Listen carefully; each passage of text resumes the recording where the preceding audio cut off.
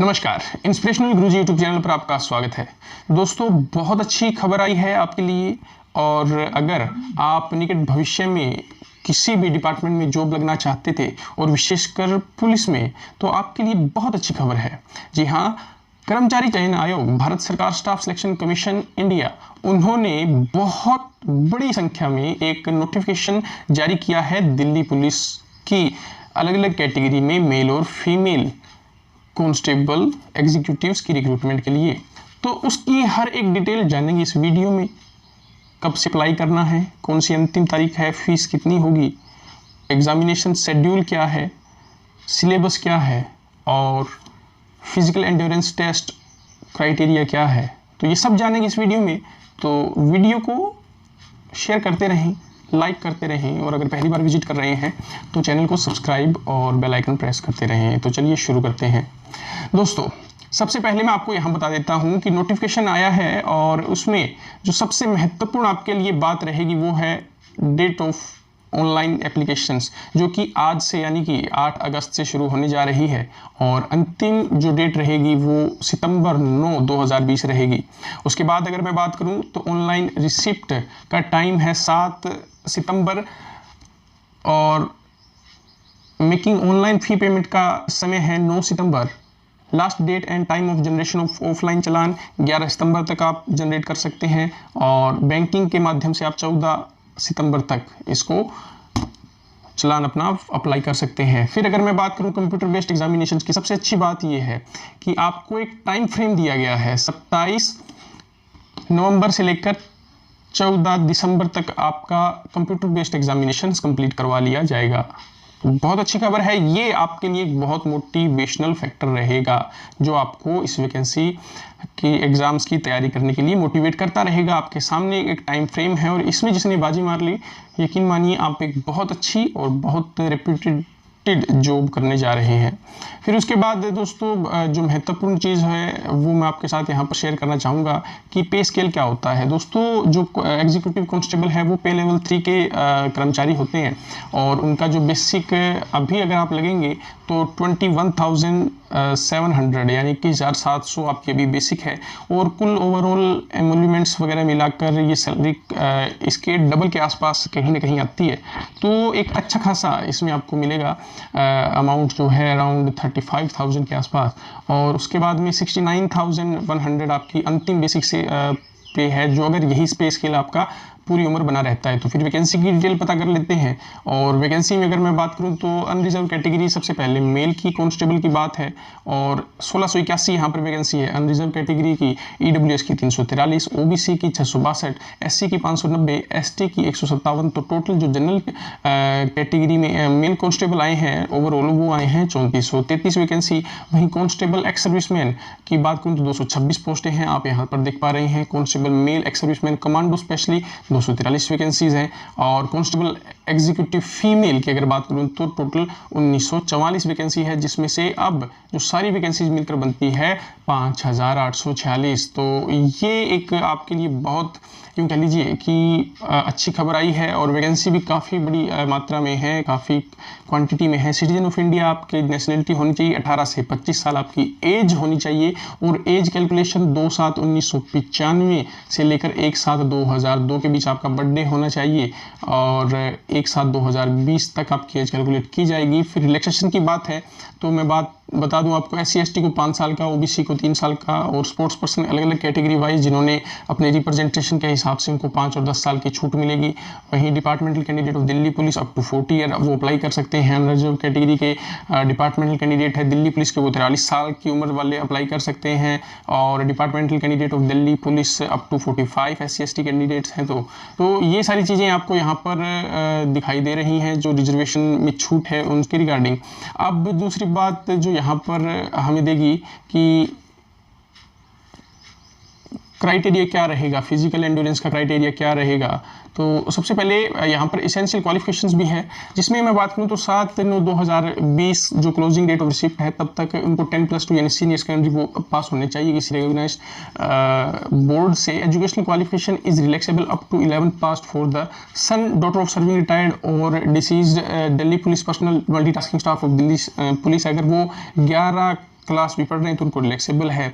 और फिर उसके बाद में यहाँ पर आपके लिए कुछ ज़्यादा महत्वपूर्ण चीज़ें हैं नहीं, लेकिन हाँ एनसीसी जो होल्डर हैं उनको इंसेंटिव है। The incentive to NCC certificate holder will be granted at the following scale. NCC certificate है तो उनको 5% जो maximum marks of the examination, तो एग्जामिनेशन जो मैक्सिमम मार्क्स है उनका 5% उनको लोड किया जाएगा, इंसेंटिव मिलेगा। अगर सी सर्टिफिकेट है तो, बी है तो दोस्तों 3% इंसेंटिव मिलेगा, और ए है तो 2% मैक्सिमम मार्क्स का उनको इंसेंटिव दिया जाएगा।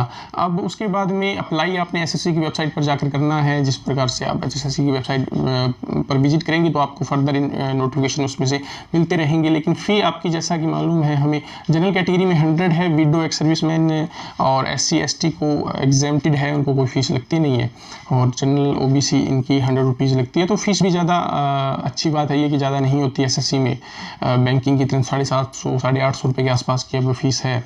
और यहाँ पर इन्होंने सेंटर ऑफ एग्जामिनेशन दे रखे हैं, तो इनको थोड़ा सा ध्यान से पढ़ें, और एग्जामिनेशन आपने सेंटर कौन सा कहाँ फिल करना है अपने रीजन के हिसाब से आपने फिल करना है तो वो फिल करता जाए। स्कीम ऑफ एग्जामिनेशन क्या है, तो एग्जामिनेशन में सबसे पहले आपका कंप्यूटर बेस्ड एग्जामिनेशन होगा, फिर physical endurance and measurement test होगा, followed by the medical examination of the recommended candidate. तो सबसे पहले 3 चरण में ये आपकी वैकेंसी पूरी होगी। पहला आपका कंप्यूटर बेस्ड एग्जामिनेशन वो पास करना होगा, फिर आपका PE एंड MT यानी कि physical endurance and measurement test होगा, उसके बाद आपका मेडिकल एग्जामिनेशन होगा, तब जाकर आपका फाइनल सिलेक्शन होगा। तो अब marks score by the candidate in computer based examination if conducted in multiple shifts will be normalised by using formula published by the commission through notice. तो अगर एक से ज़्यादा शिफ्ट में होता है, थोड़ा लंबा प्रोसेस चलता है, तो नॉर्मलाइज प्रोसेस यूज़ किया जाएगा, उसके बाद कट ऑफ चलेगी। और date of examination indicate in the notice are tentative, any change of the schedule examination will be informed. तो जो आपका एग्जामिनेशन शेड्यूल है वो टेंटेटिव है, इसमें अगर कोई बदलाव होता है तो आपको जल्द उसकी जानकारी दे दी जाएगी। और ये आपका 100 मार्क्स का पूरा एग्जामिनेशन रहेगा। इसमें अगर मैं बात करूं तो आपका सब्जेक्ट क्या है, कौन कौन से सब्जेक्ट हैं, जनरल नॉलेज है, करंट अफेयर है, यानी कि आपको जनरल नॉलेज जो स्टैटिक जीके है उसकी भी जानकारी होनी चाहिए, साथ के साथ आपको करंट अफेयर्स की भी जानकारी होनी चाहिए। नंबर 50 क्वेश्चन आएंगे और 50 मार्क्स के आएंगे, यानी 1 मार्क्स का। एक रीजनिंग आएगी आपकी, तर्क शक्ति जिसको कहते हैं, वो 25 क्वेश्चन 25 मार्क्स के। न्यूमेरिकल एबिलिटी 15 मार्क्स के। और कंप्यूटर फंडामेंटल जिसमें MS एक्सेल है, MS वर्ड है, कम्युनिकेशन है, इंटरनेट है, www. एंड वेब ब्राउजर्स है, तो ये आपका 10 मार्क्स का होगा। 10 ही मिनिमम मैक्सिमम मार्क्स रहेंगे, 10 क्वेश्चन रहेंगे। 1.5 घंटे का आपके पास समय है, यानी कि 90 मिनट आपके पास यहाँ रहेंगे। और यहाँ पर इस बार नेगेटिव मार्किंग है, और कंप्यूटर बेस्ड एग्जामिनेशन हिंदी और इंग्लिश में रहेगा। तो ये सब, उसके बाद टेंटेटिव आंसर की आएगी। Computer based examination will be placed on the commission website after the examination. तो उसके बाद अगर की एंड सबमिट रिप्रेजेंटेशन अगर आप कर सकते हैं तो 100 रुपीज़ पर क्वेश्चन के हिसाब से आप अपना ऑब्जेक्शंस वहाँ पर सबमिट कर सकते हैं। यहाँ पर अब डिटेल इन्होंने जनरल अफेयर में सब्जेक्ट कौन कौन से होंगे वो बता रखे हैं, रीजनिंग में क्या क्या होगा वो बता रखा है, न्यूमेरिकल में कौन कौन सा होगा वो बता रखा है, computer fundamental and MS Excel में क्या। ये सबसे अच्छी बात है कि कितना, देखिए कितना ऑर्गेनाइज्ड और कितना वेल मैनेज्ड इन्होंने कर रखा है। हर एक डिटेल बताई है, सिलेबस में ये आएगा, ये टॉपिक आपने पढ़ना है, और इस दिन एग्जामिनेशन रहेगा, ये पूरा प्रोसेस है। ये HSSC को भी बनाना चाहिए, इस प्रकार से उन्होंने अपना रिजल्ट जो सिलेबस है इस प्रकार से देना चाहिए। फिर अगर मैं बात कर रहा हूँ physical endurance and measurement test की बात करें तो standard of physical endurance and measurement test male candidates के लिए दोस्तों, अगर आप 30 ईयर तक बिलोंग करते हैं तो आपको 6 मिनट में 600 मीटर की जो दौड़ है वो कंप्लीट करनी होगी,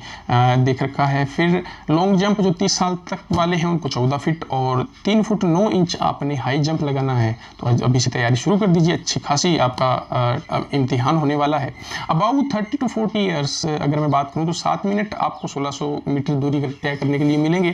13 फीट लॉन्ग जंप लगाना है आपने, लंबा कूदना है, और 3 फुट 6 इंच आपने हाई जंप लगाना है। फिर अगर मैं बात करूं 40 साल से ऊपर वालों को 8 मिनट दिए जाएंगे, और 12 फीट का लॉन्ग जंप और 3 फुट 3 इंच का हाई जंप यहाँ पर दिया जाएगा। अब इसके बाद में जो दोस्त candidate who qualify in the race will be eligible to appear, इसका भी 3 टियर रहेगा। पहले आपको रेस क्वालिफाई करनी पड़ेगी, फिर आपको लॉन्ग जंप मिलेगा, फिर अगर आपने लॉन्ग जंप क्वालिफाई कर लिया तो आपको हाई जंप मिलेगा। The long jump and high jump are to be cleared in any one of the 3 chances given to the candidate. Long jump और हाई जंप के लिए आपको 3 चांसेस मिलेंगे, और 3 चांसेस में किसी एक में आपने क्लियर करना है। There shall be no appeal against disqualification in race long jump, इनकी कोई अपील मानी नहीं जाएगी।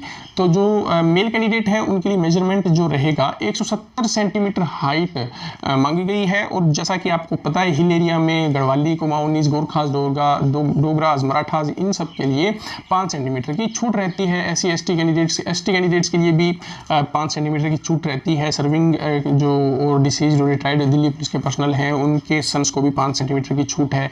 जो चेस्ट है वो 81 सेंटीमीटर मिलेगा। फिर फिजिकल एंड्योरेंस फॉर फीमेल के लिए देखिए सेम उसी तरह रखा गया है। अगर मैं आपको यहाँ बताऊँ और आपने इसको अच्छे से अगर मैं बताता हूँ तो 30 साल की उम्र तक की जो लेडीज़ रहेंगी, फीमेल रहेंगी, उनको 8 मिनट दिए जाएंगे 1600 मीटर के लिए। 10 फीट लॉन्ग जंप और 3 फीट हाई जंप उनको लगाना है। 30 से 40 के बीच में है तो 9 मिनट्स में 1600 मीटर और लॉन्ग जंप 9 फीट और 2 फुट 9 इंच हाई जंप लगाना है। 40 से ऊपर है तो 10 मिनट्स आपको लगाने होंगे 1600 मीटर के लिए। लॉन्ग जंप 8 फीट और 2 फीट 6 इंच आपको हाई जंप लगाना होगा। तो वो सेम क्वालिफिकेशन क्राइटेरिया रहेगा आपका। जो मेल के लिए है अपील नहीं होगी, पहले आपको रेस पूरी करनी होगी तब आप लॉन्ग जंप के लिए एलिजिबल होते हैं। फिर आप लॉन्ग जंप क्वालिफाइड करेंगे तो आप फिर हाई जंप के लिए क्वालिफाइड होंगे। हाइट 157 सेंटीमीटर है, 2 सेंटीमीटर हिल एरिया वालों को छूट दी जाएगी। तो ये फिर इसके बाद में मेडिकल स्टैंडर्ड के लिए यहाँ इन्होंने दे रखा है क्या क्या लागू होगा क्या नहीं। तो ये बेसिक्स जो है हमने इसके बारे में पढ़ लिया है, ये सब होगा। और मोड ऑफ सिलेक्शन इन्होंने बता रखा है कि कौन कौन सा होगा क्या क्या होगा। तो ये हम एक बार फिर से पढ़ लेते हैं।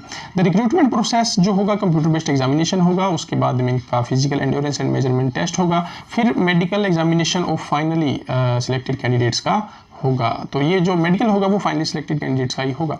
और all candidates whose online application are found to be in order will be call, order में हुआ तो ही आपको कॉल की जाएगी, कोई गलती नहीं होनी चाहिए। एग्जामिनेशन इंग्लिश और हिंदी में होगा। अब इन्होंने the candidate scoring below mentions cut off marks normalized will be considered eligible for shortlisting for the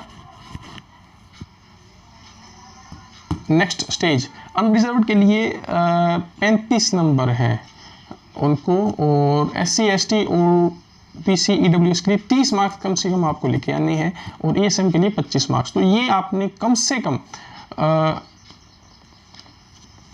qualification के लिए आप एलिजिबल रहेंगे, इससे कम स्कोर वाले एलिजिबल नहीं रहेंगे। Candidate will be shortlist category wise on the basis of their merit in computer based examination for appearing in PEMT. The number of candidates shortlisted for PEMT on the basis of their merit in computer based examination will be around 12 time of the vacancies. देखिए ये जो score है वो minimum है, इतना score आपने करना ही करना है, 35, 30 और 25 अलग अलग। अब जो मेरिट बनेगी वो बनेगी 12 गुना कैंडिडेट्स। अगर 12 गुना कैंडिडेट सपोज कीजिए इसी नंबर पे आके रुकते हैं तो यहाँ पर ब्रेक लगेगा।